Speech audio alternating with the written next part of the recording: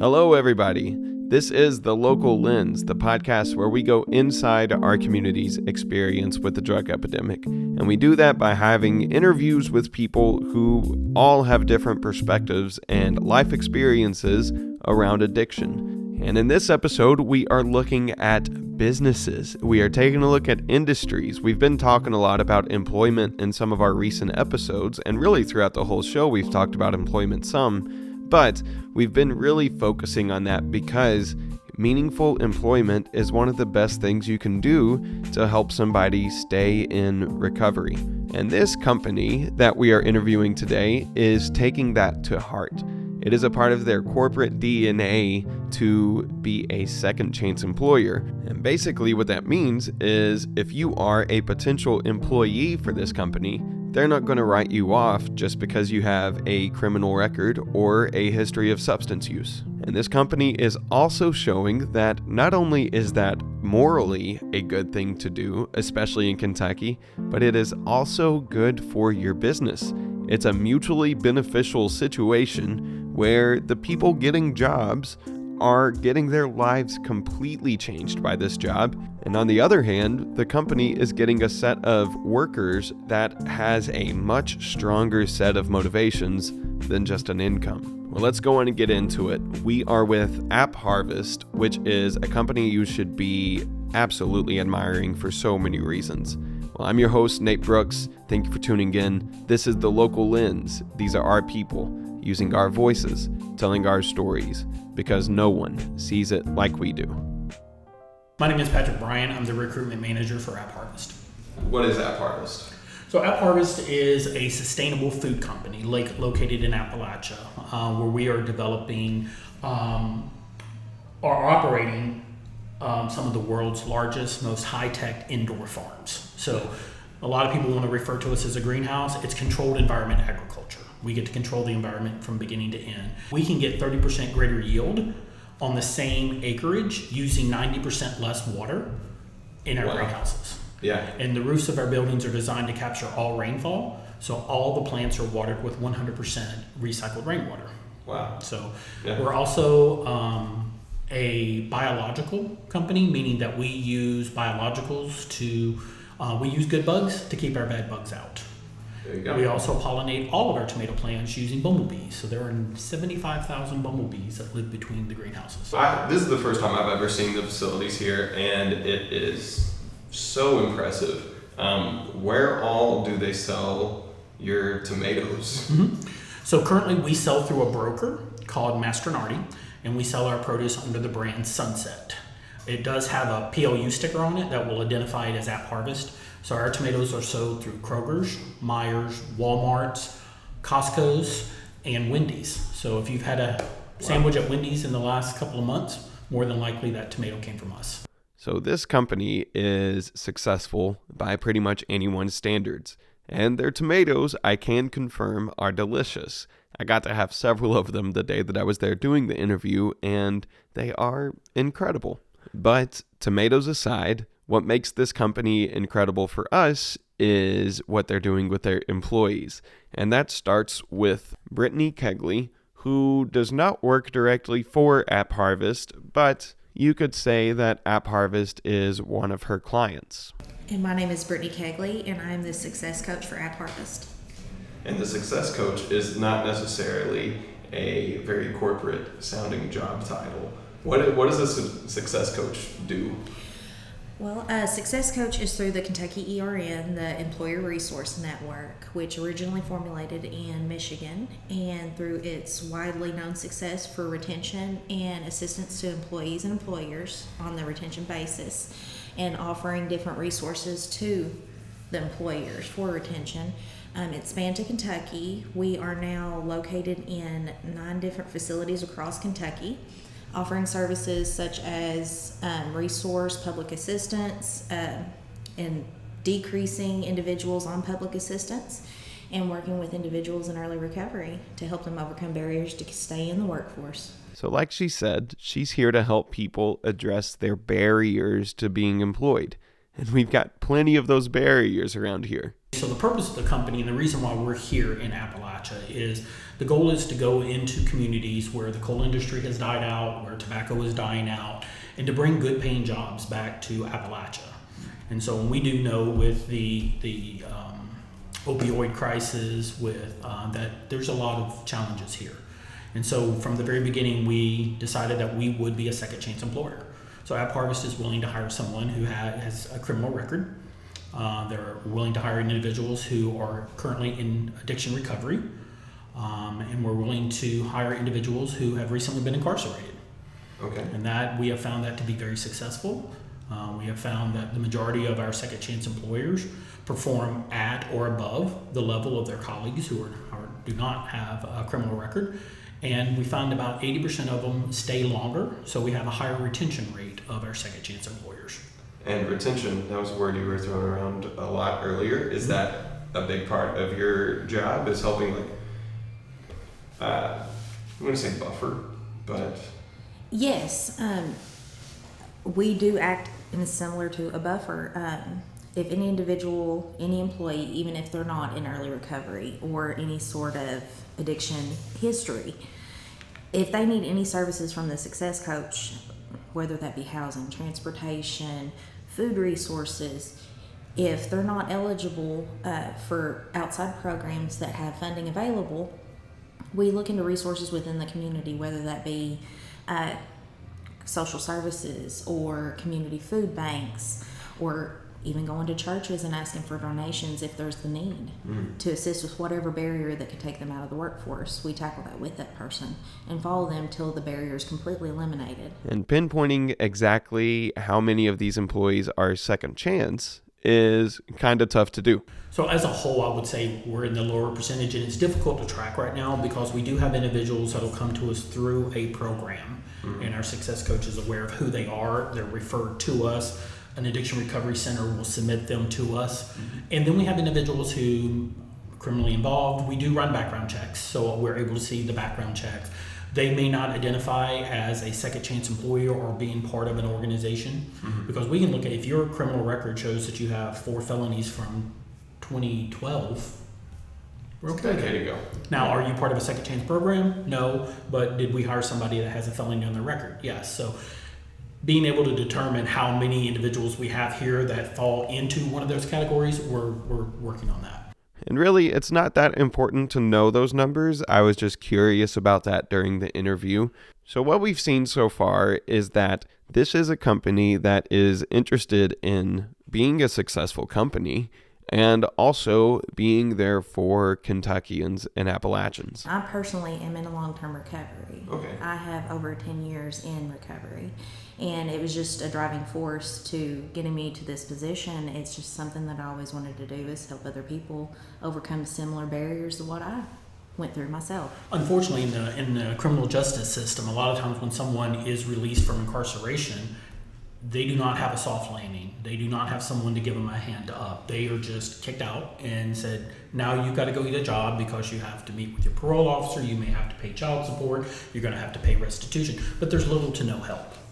So we, over time, we realized, yes, I can hire you today, but are you going to be successful if you do not have somewhere to go home and sleep tonight? Are you going to be successful if you do not have transportation to get to and from work every day? Or you don't have money to buy food to eat? So that was part of the reason why we engaged with KTAP and brought in a success coach, so that we want to provide those wraparound services. You work here 8 hours a day. There is so many other hours in the day where you're not here at work. You need a place to live. You need food to eat. You need transportation. And we want to holistically take care of that employee, because when you do that, the chances of them relapsing goes down tremendously. Right, and to kind of spin off of what Patrick was saying, I have a dual role with EKCEP. EKCEP is Eastern Kentucky Concentrated Employment Programs based out of Hazard. They've been around since 1968, providing services for job entry and retention. And our initiative is SITE, Strategic Initiative for Transformational Employment, and we're funded through Appalachian Regional Commission, ARC, CORE, Office of Drug Control Policy.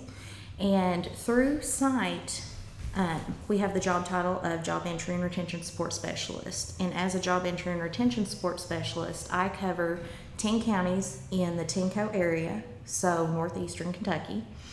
And I work with individuals in early recovery, usually in or have just recently completed treatment programs, and are just trying to re-enter into society and obtain employment. So I'm able to work with those employees or potential employees before they would get hired on, say, at AppHarvest, and do referrals to AppHarvest for those employees to help get them a position to where they can maintain their own independent housing. I help them find sober living, food services, the same services the Success Coach offers on site, but before they get the employment opportunity. Okay. Yeah. So how, and that seems like a task, because one of the things I've heard a lot recently is that sober living houses and really just options for housing when you're coming out of jail, looking for anything different, is still really, really limited here, especially in the rural areas of the state. It is to an extent, but more and more, almost weekly, there is more sober living houses beginning to open up. Great. And here locally, we have 8 that have came about in the last 3 years. Okay. So, I mean, they're coming in leaps and bounds, and they're seeing the need. Yeah. And then a lot of individuals that have rental properties are also seeing that the individuals in recovery are good renters because they're trying to pay the next step forward. They're trying to do the next right thing. Mm-hmm. And they're trying to do everything in their power to succeed.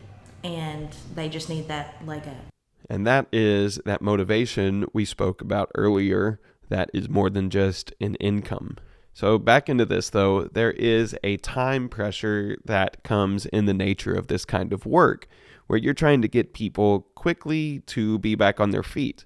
What is that timeline like? So an individual just coming out of incarceration, if they was to come to me as a job entry retention support specialist day one, we could find them a bed in a sober living facility, usually same day. And usually we can get them transportation same day. Okay. And we do an assessment on them to see exactly where they're at in their recovery, because some people aren't ready for employment. Some people need soft skills training, and we do also provide that.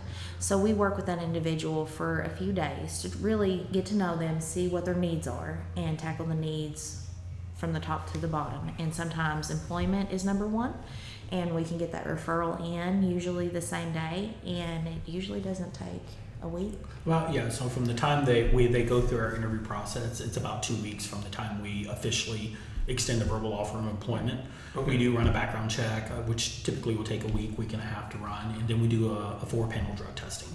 Okay. Mm-hmm. 4-panel? 4-panel. Does that just mean like 4 rounds of it? Or? No, 4 panels, 4 substances we test for. 4, okay, yeah. Mm-hmm. And then another thing that I've thought of with this too is it seems just a lot like you're meaningfully investing in your employees, which is smart for any business to do, right? Exactly. Like, yeah. You know, and a lot of companies, they want to do it because it's the right thing to do, but also because it feels good. And that's great. And that's it should be a motivating factor. But it also has a positive effect to your bottom line. You know, for every employee you turn over, it costs to rehire a new employee and train them up to the performance level of that person who left. And like I said, we found that about 80% of our employees who come from an addiction recovery or some type of fair chance program work harder, stay longer, and have a much lower turnover rate. I mean, they don't have a lot of options right now. So when they do get a good job in a good company, they're going to work hard to keep their job. What could you say to other companies that are similar in scale or just in the areas that you guys are in as well that are resistant towards hiring a second chance employer? It's an outdated mentality. You have 70 million people in the United States that have a criminal record. Out of 330 million total. 70 right? million. Yeah, that's... At any given time, there's over 22,000 people in addiction recovery centers or in recovery in the state of Kentucky. 30,000 people are currently incarcerated in the state of Kentucky. Right now, you hear on the news every day, you can't find people to work, you can't find people to work. Just in the state of Kentucky, if you look at that 30,000 incarcerated and 22,000 in addiction recovery, there's 52,000 people available for you if you're willing to give them a chance. in the past, there's not been people willing to give chances across that. Is that tide turning on a big way? At least you guys make it seem like it's turning. It is. It is. I've had several employers in the past, whenever I go to them to speak to them about hiring individuals in early recovery, they're kind of hesitant. If they are hesitant, we don't write them off and never go back to them. We take success stories, individuals that we have worked with that are still in the same placements for a few years now, and taking their progress and taking it to them. And a few of them have actually turned a new leaf and decided that they would start hiring and taking a chance. But it just takes one person to get in there, do a good job, to open the door for everyone else. The timing of this is great because yesterday, myself and one of my colleagues, we just graduated from the Fair Chance Academy that was created by the Kentucky Chamber of Commerce. So we had graduation last night, so we are now considered a certified fair chance employer. And we met with a lot of individuals talking about the tides are turning. You know, COVID was horrible in every aspect, but what it also did is it exposed our workforce. And you realize people decided to resign from their jobs, and at AppHarvest, we can't control the plants, really. So the plants are in charge. We have to have people in the building. So we have to find different ways of hiring people. And we have found, that stigma of, you're an addict or you're a criminal. That is going away. And these are individuals that deserve a second chance, and we have personally experienced that those employees tend to work on the same level, if not better, than our non-fair chance employers. What league of other companies is in this fair chance? It's just graduated from this. There was a lot of different companies. There were manufacturing companies there were bakeries, there were retirement villages, retirement homes, a lot. So I think probably shouldn't name them, but most of the companies out there were 30 companies represented. Okay. The majority of them were putting their toes in the water to see if this is something we could do. They wanted to try it. They wanted to see what type of requirements. There's always that concern of liability. Mm-hmm. What if you bring someone in and they do something, that damages your property or hurts someone? What are the liabilities? Also had the opportunity to talk with a lot of government agencies throughout the state of Kentucky that are there to provide resources. We yesterday met with Goodwill Industries, who have been, are doing an amazing job with the second chance programs. Mm-hmm. And so just finding out how do you get it started? What do you do? Now, when we first started, we knew we wanted to do this. We didn't have an official program. Mm-hmm. So we started out saying, if you have a felony or a misdemeanor, depending on certain things and the timing, we will give you a chance. And then we developed that out into partnerships with addiction recovery, working with the criminal justice system. And one of the things we discovered too was it's good to say, okay, I'm going to hire you. Well, you also have to stop and think, these people have to probably go and get drug tested once a week, or they may have to go see their parole officer. Mm-hmm. So early on, we found out our attendance policy was punishing these individuals. So we changed our attendance policy to be a little bit more flexible in the fact that you have to understand that they have obligations that are outside of work. In a lot of cases, the parole officers are willing to change the time. Hey, instead of coming at 12 noon, come at 8 o'clock. That way you're only coming into your work a little later, or come see me on the weekend. So I'm very happy to say that the different counties are working with us to make it easier for our employees. Because if you're looking at this from a county standpoint too, every county wants people to be able to have jobs in their county too. So you guys are also offering that incentive locally. What does that employment, people know this already, but what does that employment mean for a local community, for even just the individual too, that somebody that's in recovery? It means a new life, a new beginning, and a chance at a true start for a family. That's pretty good. And something that has become more obvious to me too has been that it affects the entire family. So by giving that one person a job, the wives, children's, parents, now that person has a job, they're going to have to buy a car. They're going to have to rent. They're going to go out to eat. They're going to buy groceries. So if they're going out to eat more now, then the local restaurant is going to have to hire someone else. So by doing this, we're raising up the entire community. Yeah. And this is a well-established economic thought and it leads to very real development and growth for an area. And that was a part of the original goal when the founder was starting AppHarvest, was to bring that kind of growth to Kentucky. It was his dream to come back to Eastern Kentucky and to create jobs to replace, where the jobs are going away from the coal industry and tobacco industry. He wanted to come back to Appalachia, provide good paying jobs to individuals and help raise the communities back up. A lot of these communities are devastated, not only because the coal industry went away, but drug overdose, opioid crisis, all of that. So part of his reasoning for doing that was to bring good paying jobs to Kentucky. Secondly, in 2019, we ate 5 billion pounds of tomatoes. 4 billion pounds came out of Mexico. If COVID has taught us a lot, wow, we depend on a lot of other countries for our produce. Yeah. By building here in Appalachia, we can get to 70% of the population of the United States in one day by truck. Which that's why UPS is based in, or has the big Louisville offices, yep, and why Cincinnati Airport is as big as it is, because it's right in the middle of everything. Yep. So that makes so much sense. So you're cutting down on diesel consumption of trucks coming from California all the way across the country to deliver produce. Plus, we can let our produce ripen on the vine longer because we can pick something today and within 24 to 48 hours it can be in your grocery store. All right, we're going to change directions for a little bit. Now, we know that relapse is oftentimes a part of the recovery journey, but still, one of the common concerns that employers have in hiring people that have known past addictions or struggles with substance abuse is what happens if things do go bad? What happens if they don't stick with recovery for that long? Then does that come back on the business? Is that a risk that the business is taking on? We've signed up for a new program throughout the state of Kentucky. It's called KTAP. And so what that allows for us to do is if we are in the interview process of a new candidate and they test positive for a drug, we can offer them addiction recovery services and we will hold that job for them. Once they're able to test negative, then they do have that job. If they are employed with us and they test negative for the position, again, we would offer them services and we would, in most cases, hold that job for them or they would have a job when they come back. By participating in this service, it does protect the KTAP program. The state protects us from liabilities from any issues that would arise. And if there's any companies out there that are thinking about doing that, reach out to the Chamber of Commerce. They have a lot of programs and they can help you get started. And we would be very happy in talking with individuals too to help them have better understanding. So if you are a business and you're interested in getting involved in this second chance employment, there are resources available.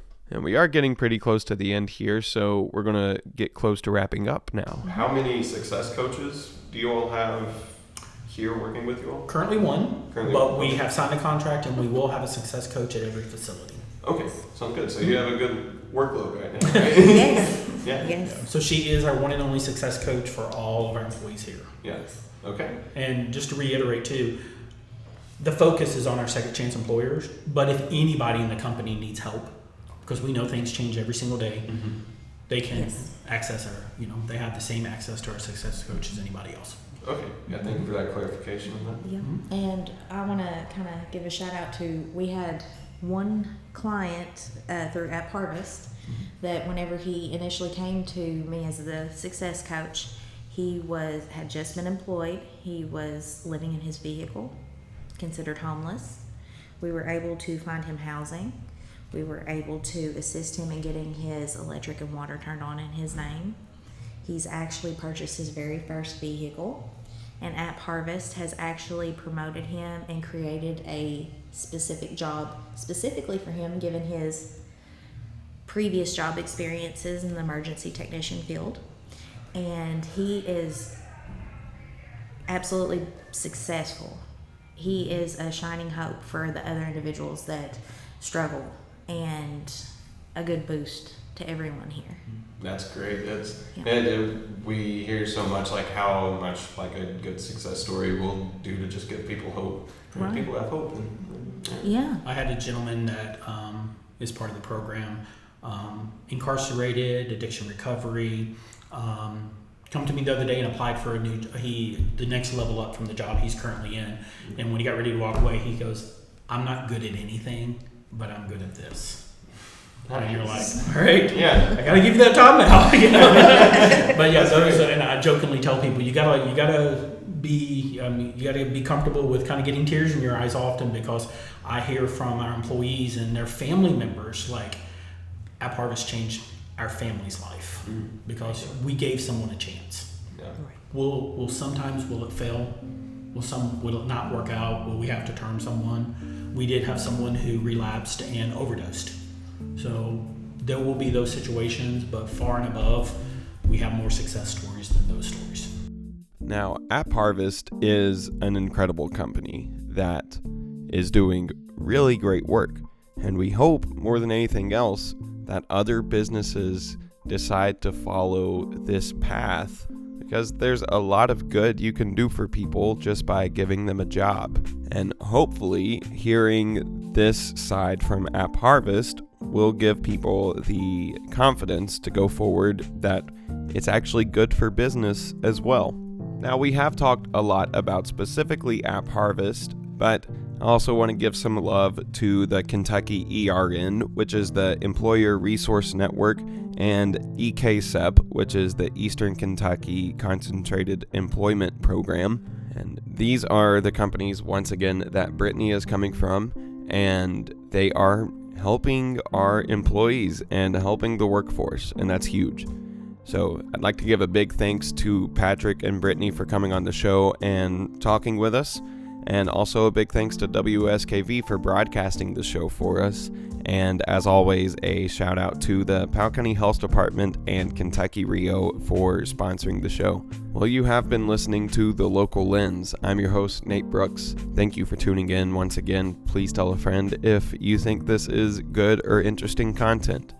These are our people using our voices, telling our stories, because no one sees it like we do.